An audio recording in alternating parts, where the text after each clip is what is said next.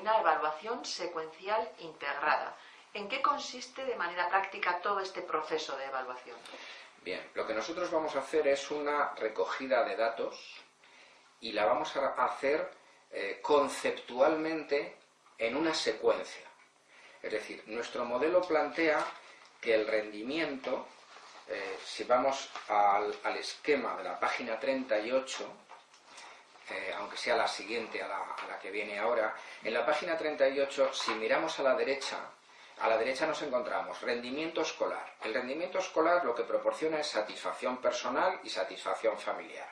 Cuando hay un déficit de rendimiento, lo que hay es insatisfacción. Y eso nos lleva a estudiar. ¿Qué tenemos que estudiar?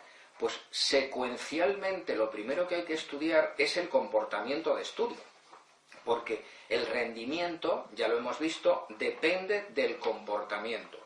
Luego tenemos que evaluar el comportamiento de estudio en el sentido de habilidades de estudio que tiene el escolar, método de estudio que sigue el escolar y hábitos de estudio, habilidades, método y hábitos. Aquí residirá la explicación al rendimiento. Por eso secuencialmente evaluamos comportamiento de estudio. El comportamiento de estudio tiene que ser eficaz y para ello hacen falta buenas habilidades y buen método. Y tiene que ser habitual, es decir, tiene que ser constante, tiene que ser sistemático, tiene que haber hábitos. Evaluamos esto y si esto es correcto, el rendimiento tiene que ser adecuado. Si el rendimiento no es adecuado y esto es correcto, es que el comportamiento de estudio no es eficaz, de manera que hay que ir hacia atrás. ¿De acuerdo? Bien, entonces, yo ya tengo aclarado por qué el rendimiento es bajo, porque el comportamiento de estudio es no eficaz o no habitual. Yo ahora quiero evaluar por qué el comportamiento de estudio es no eficaz o no habitual, y me voy a la secuencia anterior. Para que haya un comportamiento de estudio eficaz y habitual, tengo que tener habilidades, tengo que tener destrezas curriculares previas, tanto en cuanto a contenidos como en cuanto a procedimientos, y tengo que tener un nivel de activación óptima. Es decir, necesito tener actitudes favorables, interés, valorar adecuadamente, positivamente esto, expectativas de éxito, y para que yo tenga una activación óptima, necesito contar con apoyos sociales. Los apoyos sociales de los que hemos hablado con anterioridad aseguran la activación y mantienen los hábitos. De manera que yo evalúo ahora habilidades, nivel de activación y apoyos sociales. Y aquí encuentro la explicación a comportamientos no eficaces o no habituales. Voy evaluando por secuencias. Y finalmente, si no tengo las habilidades previas, o con esas habilidades no consigo eficacia, me tengo que ir ya a aptitudes básicas. Las aptitudes básicas tengo que ver si hay un déficit de capacidades atencionales, sea de atención sostenida o de eficacia atencional, habilidades intelectuales, niveles de razonamiento o niveles lingüísticos, como es esencialmente comprensión lectora. Y complementariamente a esto, como el escolar es un escolar en interacción con otras personas, necesito conocer sus destrezas sociales, porque a veces la falta de apoyos sociales viene de la falta de competencia social.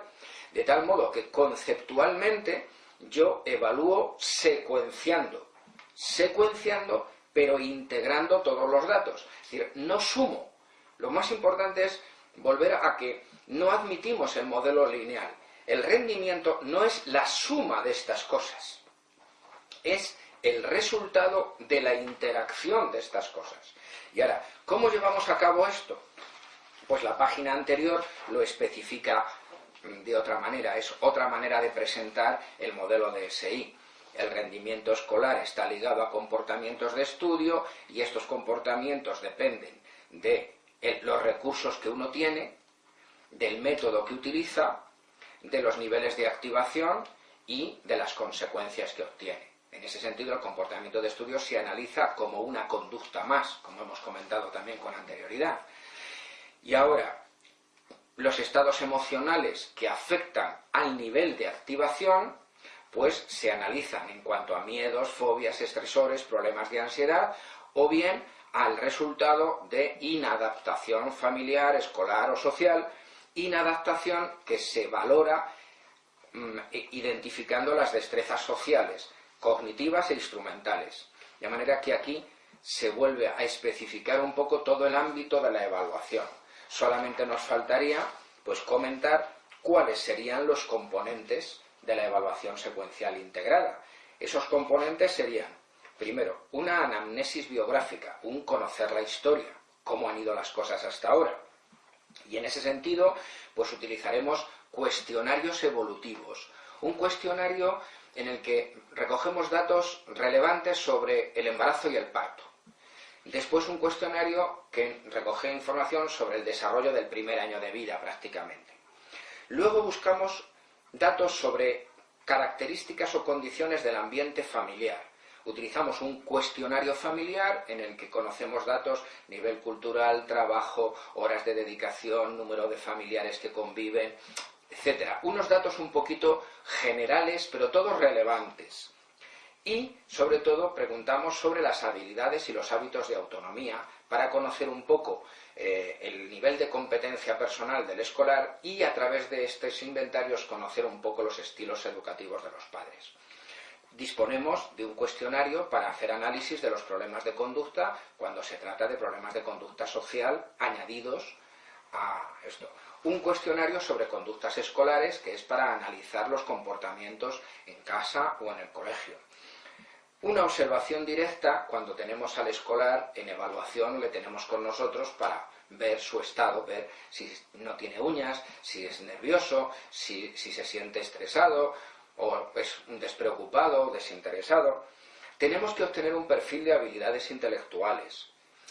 Podemos considerar un examen sensorial y motriz, que quizás no lo hacemos nosotros como consultores. En su caso podemos hacerlo con niños de infantil o primaria, por ejemplo, con la batería Magallanes de evaluación de habilidades del desarrollo, porque vemos el control motriz y las habilidades perceptivo-visuales. Podemos evaluar el lenguaje oral o el lenguaje escrito. Analizamos el currículo académico, es decir, cómo han ido sus progresos. Evaluaremos habilidades específicas, concretas, en su caso habilidades curriculares, con pruebas de nivel de lenguaje, matemáticas. Evaluaremos los niveles de adaptación, tendremos instrumentos para primaria, en los cuales nos informarán padres y maestros, y de secundaria, en el que además de padres y maestros nos informan ya los propios escolares sobre sí mismos. Evaluaremos las capacidades atencionales y evaluaremos los niveles de ansiedad y estrés. Todo esto es lo que constituye componentes de la educación, de la evaluación secuencial integrada. ¿Con qué instrumentos contamos? Pues contamos con cuestionarios. Un cuestionario es un conjunto de preguntas abiertas. Inventarios, unos listados de situaciones o de conductas para marcar si están presentes o no, si son poco o mucho frecuentes. Escalas de evaluación, registros para apuntar cuándo, en qué momento, qué ocurre, informes que podemos pedir a padres o a profesores, y luego pruebas psicométricas, es decir, pruebas que nos permitan situar a un escolar en relación al promedio de escolares de su contexto sociocultural. En otros momentos de este programa de formación nos ha informado que este proceso de evaluación secuencial integrada, profesionales que ya tienen experiencia en ello lo pueden realizar en una mañana, excepto algunos casos en los que son necesarias pruebas de otros profesionales que requieren de otros momentos. ¿Esto se puede hacer en una mañana? ¿En qué condiciones respecto a los instrumentos? ¿Qué necesita el consultor para poder hacer de una manera económica y eficaz, segura en definitiva, esa evaluación secuencial integrada? A ver, el consultor lo que necesita es dotarse de unos instrumentos que tengan acreditada su validez de contenido, su validez de constructos, que tengan acreditada su validez de manera que pueda confiar en que si un instrumento dice que es de evaluación de la adaptación, realmente evalúe adaptación. Si dice que evalúa ansiedad, realmente evalúe ansiedad. Es decir, que realmente evalúen lo que dicen evaluar. Segundo, el instrumento debe ser fiable. Es decir, se debe poder confiar con un margen de error en los resultados. De manera que no le quepan dudas de, bueno, pero esto es fiable o no es fiable. No. Este instrumento tiene acreditada su fiabilidad dentro de un margen de error razonable. Y el consultor tiene que estar familiarizado con el instrumento para asegurar que la aplicación se hace en condiciones adecuadas. Porque un excelente instrumento aplicado en condiciones inadecuadas pierde su fiabilidad. Nunca pierde su validez, pero pierde su fiabilidad. Entonces, ¿qué debe hacer? Pues seleccionar aquellos instrumentos más económicos. El término económico va asociado al dinero, pero no necesariamente. Economía de tiempo, economía de esfuerzo. El más económico es el que con menos esfuerzo te da unos resultados antes. Y en ese sentido es en el que nosotros hemos podido ir depurando instrumentos, de manera que en una mañana podemos hacerlo. En una mañana se puede hacer en una cierta secuencia con unos instrumentos. Entonces, lo que propone es que esa selección de instrumentos se realice como tal, es decir, que no haya, tengo que elegir en cada caso de evaluación entre 3 test de evaluación de habilidades intelectuales, o voy a elegir entre 3 instrumentos de evaluación de ansiedad, sino que se disponga de un protocolo diferente en función de la edad y específico para aquellas variables específicas que podemos necesitar en el proceso de evaluación específica, pero que estén ya seleccionados, que en cada caso no tenga que realizar un proceso de selección de instrumentos. Ahora, ¿qué te uso para esto? No, el consultor, el médico no mira qué instrumento utiliza, ya tiene seleccionados sus instrumentos de evaluación. Entonces, el consultor tiene que, en un proceso de preparación para su ejercicio profesional, seleccionar y si echa en falta algo, pues estar a la espera de encontrarlo para incorporarlo a su protocolo. En ese sentido tiene que tener cuidado, y un asunto muy importante que veremos en el módulo de evaluación general sería vamos a ver, si tú tienes un modelo de trabajo, un modelo conductual, pues no puedes utilizar instrumentos que están basados en un modelo diferente. Es decir, tiene que haber una cierta homogeneidad en los instrumentos que se utilizan. Es cierto que como la evolución de la evaluación psicológica se ha hecho desde distintos modelos y perspectivas, nos encontramos a finales del siglo XX con una librería psicológica, una tienda donde se ofrecen los productos a los profesionales, y allí hay de todo. Hay instrumentos de un tipo, hay instrumentos de otro, correcto, y además muy adecuado. Pero el profesional, si se dota de un modelo conceptual, tiene que seleccionar aquellos instrumentos que puedan relacionarse entre sí, cuyos resultados puedan compararse. No instrumentos cuyos resultados no se puedan comparar. Por ejemplo, a un nivel muy básico, pero muy conocido, hace años se hablaba de que se podía evaluar la inteligencia de un niño por el análisis de un dibujo, el dibujo de la figura humana. Bueno, los criterios para evaluar la inteligencia mediante el análisis del dibujo de la figura humana no tienen absolutamente nada que ver con la evaluación de la inteligencia mediante la respuesta a un test de Terman-Merrill, o un test de Raven, o un test de Snyder-Omen u otro.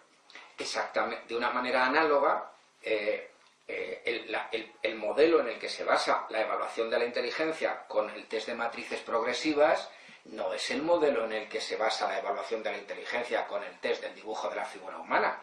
Y aún más, el modelo en el que se basa la evaluación de la inteligencia con el test de matrices progresivas no es en modo alguno el modelo en el que se basan las escalas Wechsler. Son modelos completamente diferentes. Entonces, el profesional tiene que elegir un modelo desde el que trabaje y luego seleccionar instrumentos congruentes conceptualmente con ese modelo, porque es que si no, difícilmente va a relacionarlo. De hecho, recordamos un caso hace años en el que un informe que se nos presentaba procedía de una profesional en la cual había decidido pasar a un niño con dificultades de aprendizaje una escala Wechsler, según la cual el niño tenía un cociente intelectual de 110. Pero por alguna razón le había pasado el test de matrices progresivas y el niño había obtenido un percentil 20. La discrepancia era tremenda. Según Wechsler, era un niño de nivel de inteligencia media-alta, según el test de Raven, era un deficiente mental. Bien, la conclusión que estableció en el informe escrito y firmado es que tenía una inteligencia media. No se puede hacer eso. La discrepancia entre ambas puntuaciones tendría que llevar al profesional a reflexionar sobre qué es lo que está sucediendo. Y lo que está sucediendo es que usted ha elegido dos test para evaluar la misma variable, pero basados cada uno en un modelo de inteligencia completamente diferente. Esto es lo que es fundamental, que primero nos dotamos de un modelo conceptual, aceptamos uno. Segundo, seleccionamos instrumentos congruentes con ese modelo. Tercero, integramos los datos para elaborar hipótesis de acuerdo a ese modelo. Esto es lo que haremos en otro módulo, el siguiente módulo, en el que hablaremos de la evaluación psicoeducativa específica.